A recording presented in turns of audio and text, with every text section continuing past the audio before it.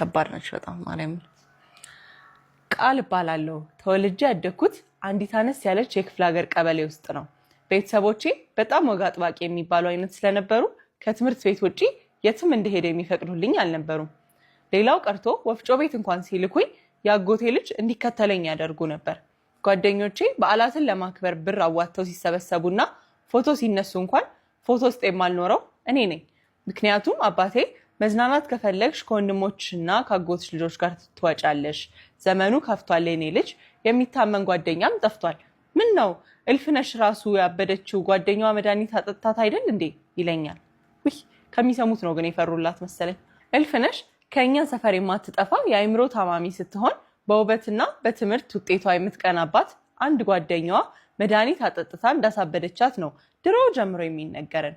ታዲያ እነሱ ይህን ሁሉ የሚያደርጉት ስለሚወዱኝና እኔን ከከፋ ለመጠበቅ እንደሆነ አዘውትረው ቢነግሩኝም እኔ ግን የሚሰማኝ ምንም አይነት እምነት እንደማይጥሉብኝ ነው። ይሄ ነገር የአብዛኛው በተለይ ቲኔጅ ምናምን ሲኮን ማንረዳው ነገር ነው። ግን እናቴ ምን ትላለች? ወልደሽው ወልደን ካላየ ነው የሚገባን አይመስለኝም። ከማንም በላይ የምወዳቸውና በማቀርባቸው ቤተሰቦች ያለመታመኔ ደግሞ በጣም ያናድደኛል። በዚህም የተነሳ ሁልጊዜ አንዴ ከዚህ ቤት ልውጣ እንጂ የከለከሉኝን ሁሉ ነው የምሞክረው እያልኩ እዝት ነበረ። ልጆች ነገሮችን ኤክስፒሪየንስ እንዲያደርጉ መፍቀድ ጥሩ ይመስለኛል፣ ልቅ ባልሆነ መንገድ ማለት ነው። የኢትዮጵያን አስተዳደግ በጣም ቆንጆ ነው እኮ፣ ግን እንቅ ማድረግ እንደዚህ ልጅ በቃ ከወጣው አንዴ አይመልሰኝ ብለው ሁሉንም ነገር መሞከር ይፈልጋሉና ትንሽ ላላ ማድረግ ጥሩ ነው ለኤክስፒሪየንስም። ጊዜው ደርሶ ወደ ዩኒቨርሲቲ ስገባ መቼም ሊቆጣጠሩኝ እንደማይችሉ ገባቸውና አስቀምጠው የምክር ናዳ ያወርዱብኝ ጀመር። እኔ ግን እየመከሩኝ እንኳን የማስበው እየዞርኩኝ ስለማስሳቸው የመዝናኛ ቦታዎች፣ ስለሚኖሩኝ ጓደኞችና ስለምሞክራቸው አዳዲስ ነገሮች ነበር። በልቤ አይማዬና አባዬ ከብዙ ነገር ከልክላችሁ ይኖራቸዋል፣ ከእንግዲህ አይደለም በምክር በጉልበት ልታስቆሙኝ አትችሉም እያልኩ በአፌ ግን ምክራቸውን መቀበሌ በሽታ እያረጋገጥኩላቸው ነበረ። እቺ ልጅ ማለት ነው። አሁን ግን ቆይ መጨረሻውን ያሳየነውን አልፈርድም። ቆይ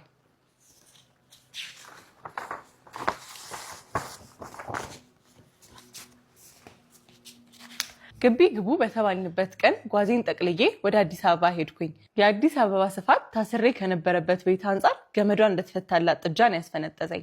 በጣም በአጭር ጊዜ ውስጥ ብዙ ጓደኞችን ማፍራት ቻልኩኝ። ፍላጎታችንም ገጠመ መሰለኝ። ጓደኞቼም እንደኔ አዳዲስ ነገሮችን መሞከርና መዝናናት የሚፈልጉ አይነት ናቸው። ተያይዞ ገደል። የዛው ሰሞን ሮቤል የሚባል ልጅ ታውቄ ነበር። አስተዳደጌንና ብዙ ቦታዎችን የማየት ፍላጎቴን ስነግረው አዲስ አበባን በደንብ ስለሚያውቃት እሱ ማየት የምፈልጋቸውን ቦታዎች ሁሉ እንደሚያሳየኝ ነገረኝ። እንዳለኝም በስም ብቻ የማውቃቸውን ቦታዎች ሁሉ አንድ በአንድ በአካል አብረን አየናቸው። እንኳንም ደስ አለሽ። አንድ ቀን ከግቢያችን ብዙም ሳንርቅ ያለ ባር ውስጥ ተቀምጠን እሱ ቢራ ሲጠጣ እኔ ደግሞ ለስላሳ እየጠጣው ነበር። እየሳቀብኝ ህፃን አይደለሽ ወይ ነፍሰ ጡር አይደለሽ፣ ምንድነው እንደ ህፃን ለስላሳ የምትጠጪው አለኝ። አልኮል ጠጥቼ እንደማላውቅ ስነግረው ማመን ከበደውና መሞከር አለብሽ፣ በሮቤል ደቤ ሊሰላ ነው፣ መሞከር አለብሽ ሳታበዢ ትንሽ ብቻ አለኝና ቢራ አዘዘልኝ። ሮቤል ይገደል።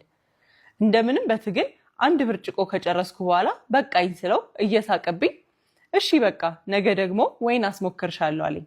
ሱሰኛ ከሆነች እንደኔ የሚያዝንላት ሰው አይኖርም። ተስማምተን ወደ ግቢ ከገባን በኋላ ዶርሜ ያለበት ህንፃ ድረስ ሸኝቶኝ አርጎት የማያውቀውን ወገቤን ይዞኝ አንገቴ ስር ሳመኝ። ልጁ ሰላም አይደለም። እሷ ደስ አላት። አሁን ደግሞ ጭራሽ የሚያናድድ ነገር። ደስ ስላለኝ ፈገግ ከማለት የዘለለ ምንም አላልኩም። በቃ አበላሻት ልጅቷን።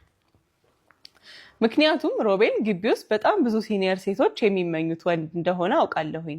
በሱ ጉዳይ ከአንዴም ሁለቴ ለቀቅ አድርጊልን የሚል ማስጠንቀቂያ ተሰጥቶኝ ያውቃል። ቀስ በቀስ ከሮቤል ጋር ያለን ግንኙነት መልኩን እየቀየረ ጭልጥ ያለ ፍቅር ውስጥ ገባን። ትምህርቱንም እንዳትተው ነው የምፈራላት። ግቢ ውስጥም ሆነ ከግቢ ውጪ ብዙውን ጊዜ አብረን ነን። እነዛ ሲዝቱብኝ እና ሲያስጠነቅቁኝ የነበሩት ሴቶች አይናቸው ደም ለበሰ። ማስጠንቀቂያቸው እንዳልሰራ ሲያዩ የሮቤልን ስም ማጠልሸት ጀመሩ። ቤተ መጻሕፍት ቁጭ ብዬ ከማላውቀው ሰው ወረቀት ይወረወርልኝና ልክ ገልጬ ሳነበው አንድ ቀን አብረሽ እስከምታድሪ ነው እመኚኝ፣ ከዚያ በኋላ እንደታኘከ ማስቲካ አውጥቶ የተፋሽና በሌላ በታሸገ ማስቲካ ይተካሻል ወይ ደግሞ እላይሽ ላይ ይደርብብሻል የሚል ጽሑፍ አገኛለሁ። የቅርቤ የምላቸው የዶርም ጓደኞቼ ሳይቀሩ ስለ ሮቤል የሚሰሙትን መጥፎ ወሬ እያመጡ ይነግሩኝ ጀመር። አንቺ ግን ሊቆርጥልሽ አልቻለም። አሁንም መጀመሪያ አካባቢ ማንንም አልሰማም ነበር። የኋላ ግን ነገሩ ሲደጋገምብኝ ሳልወድ በግዴ መጠርጠር ጀመርኩኝ። አንድ ቀን በአካል ሳገኘው የምሰማውን ሁሉ ነገርኩትኝ። ይክዳል ኦብቪየስሊ፣ እንዲያምን ነው እንዴ?